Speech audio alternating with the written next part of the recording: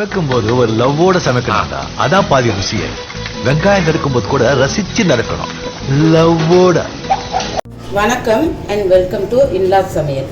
இன்னைக்கு இந்த வீடியோவில் நம்ம பார்க்க போகிற டிஷ் கறி மிளகாய் பால் கறி. அதுக்கு என்னென்ன பொருள் தேவை, எப்படி செய்யலாங்கிறத பார்க்கலாம் வாங்க.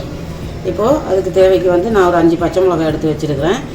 சின்ன வெங்காயம் ஒரு 10 சின்ன வெங்காயம் 2 கட் பண்ணி வச்சுருக்கிறேன். 2 தக்காளி நீல வாக்கில் கட் பண்ணி வச்சுருக்கேன். தாளிக்கு கொஞ்சம் கருவேப்பிலை. இது நம்ம தேங்காய் பாலில் தான் செய்யணும். தண்ணி பால் எடுத்து வச்சுருக்கிறேன். இது நம்ம லாஸ்ட்டாக சேர்த்துக்கிற தலைப்பால். 4 கறி மிளகாங்கிறது இந்த பஜ்ஜி மிளகா தாங்க. இப்போ அதை எப்படி செய்யறதுக்கு பார்க்கலாம் வாங்க. இப்போ நம்ம இது கறி மிளகா செய்கிறதுக்கு சின்னதாக ஒரு சின்ன சட்டி ஒன்று அடுப்பில் வச்சுக்கிட்டேன். அதுக்கு நமக்கு தேவையான அளவு ஒரு கரண்டி எண்ணெய், இந்த கரண்டியில் ஒரு கரண்டி எண்ணெய் சேர்த்துக்கிட்டேன். இது நான் வதக்கி செய்கிறேன் பால் கறி. அதுக்காக தான் எண்ணெய் ஊற்றி எல்லாம் போட்டு வதக்க போகிறேன். நம்ம சாதாரணமாக அந்த சுதியானங்கிறதெல்லாம் நம்ம வதக்காமல் செஞ்சுருக்கிறோம். நான் ஏற்கனவே போட்டுருக்கேன் வீடியோ. நிறைய தேங்காய் பால் தான் எங்கள் வீட்டில் நிறைய தேங்காய் பால் தான் எல்லாமே செய்வோம். இப்போது நான் ஒரு ஸ்பூன் கடுகு உளுத்தம்பருப்பு,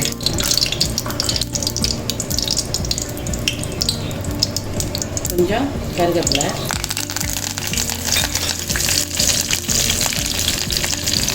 5 பச்சை மிளகாய் எடுத்து வச்சுருக்கேன் காரத்துக்கு.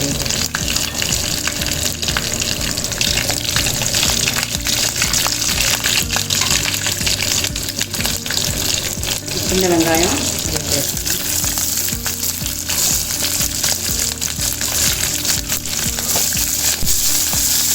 வெங்காயம் நல்லா வதக்கி வச்சுக்கோங்க.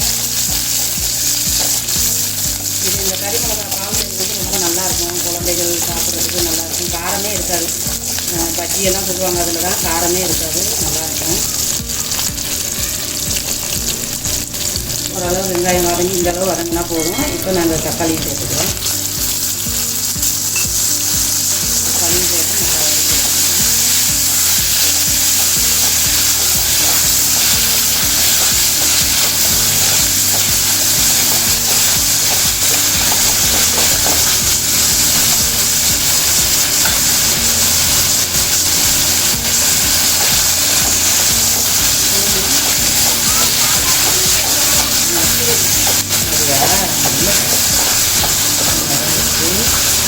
இப்போ நம்ம கறி மிளகாய் சேர்த்துக்கணும்.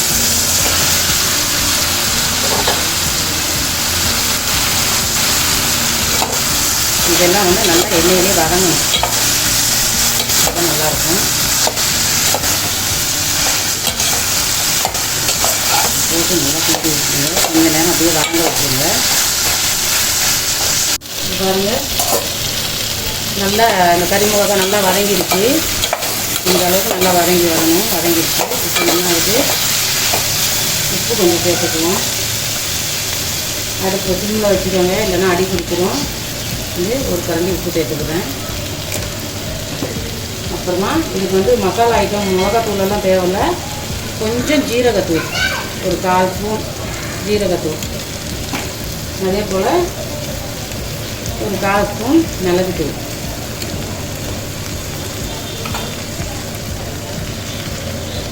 கால் ஸ்பூன் மஞ்சள் தூள் போட்டு நல்லா கிண்டி விட்டுறணும்.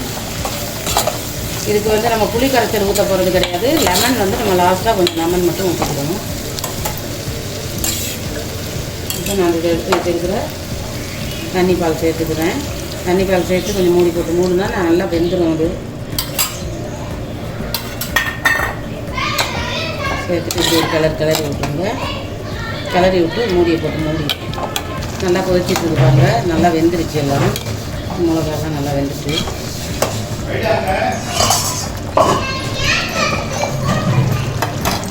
நம்ம இந்த பதம் நல்லா கொதிச்சோன்னா இந்த தலைப்பாலை நம்ம சேர்த்துக்குவோம்.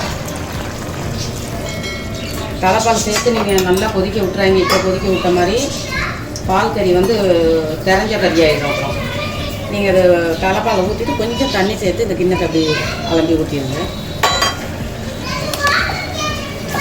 கொதிக்க விடாமல் இருந்தீங்கன்னா தான் அப்படியே இந்த மாதிரியே இருக்கும். இல்லைன்னா அப்படியே தெரிஞ்சு வந்துடும். இந்த கொதி வர்ற ஸ்டேஜில் லெமன் புழிஞ்சு விட்டுட்டு இறக்கிடலாம். இப்போ பாருங்கள், இந்த கொதி வருதுல, இந்த மாதிரி கொதி வர்ற ஸ்டேஜில் ஆஃப் பண்ணிடுங்க அடுப்பு, இல்லைன்னா தெரிஞ்சிடும். நான் இப்போ பாதி லெமன் என்னப்பா பேராண்டி பாதி லெமன்